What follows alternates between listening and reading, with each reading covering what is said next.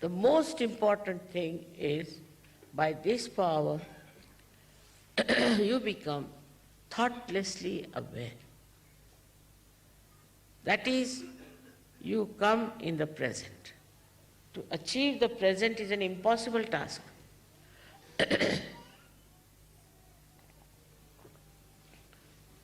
So once you are in thoughtless awareness, what happens?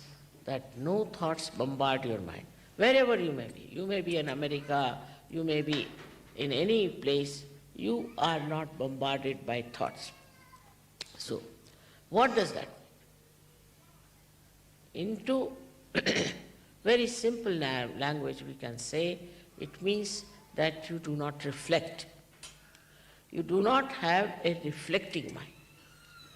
Now, this is the basic problem of Sahaja-yogis of today, which one should try to conquer. That you do not reflect. That's the only way you can achieve your steady. For example, I've seen people, for nothing at all, they'll just start laughing. Nothing at all. They see somebody, immediately they react. This was nice, but not so.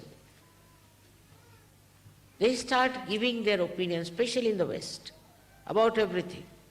Everybody seems to be very knowledgeable and start telling what is best, what is not the best, what is not good. And once they start saying something like that, mind becomes reflective. If the mind is not reflective, then you are thoughtless awareness. Watch anything, just to watch, just to witness. You should not reflect. If you are using your mental power, then this power subsides. This is a very common defect with people, because I think you people are more intelligent, you think maybe, I think you are well educated, might be, I don't know, whatever you think. But this reflecting mind is a very dangerous thing for spirituality. You'll never grow.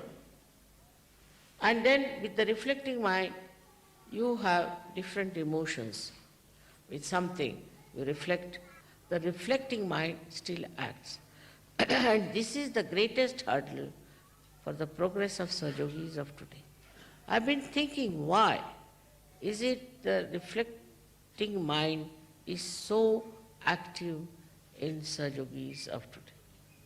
If you could stop reflecting, immediately you establish yourself in the ocean of peace.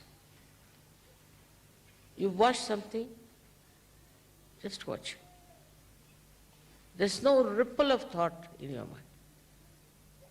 Then you become extremely creative.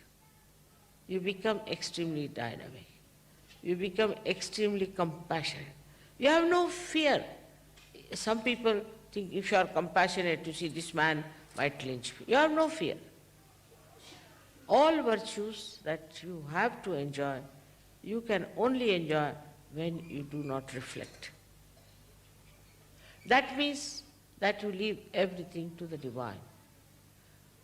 You have not in charge. You don't see that you have to be reflecting on something.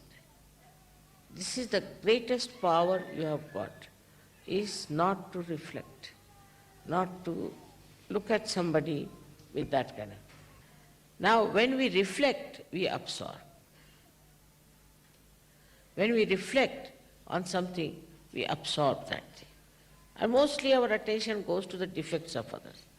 This person is no good, that is not good, this is the hair not all right, the sari is not all right, this, that, and all nonsense.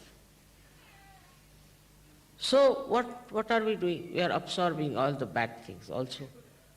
Now, when you start admiration of something, then what happens? That you may not get the bad things, but at least you are on a better line.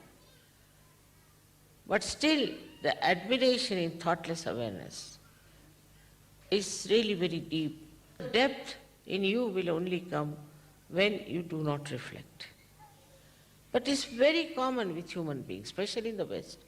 This carpet is no good, that is no good, this smell is coming, that is there. Always trying to judge others. Judge other things, which is important. What is so important?